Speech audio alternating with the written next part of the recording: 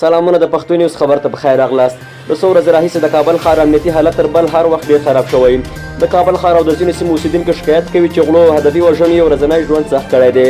په ورته وخت کې د کورنیو چارو وزارت اعلان کړی چې تېره شپه یې په کابل ښار کې د غلو او هغه کسانو خلاف لوی عملیات پیل کړي چې شکمن ول.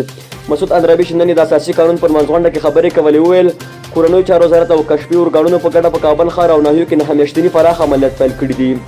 هغه همداراز وویل چې په دغه عملیاتو کې به نږدې 1000 پولیس او د ملي امنیت منصوبین برخه واخلي.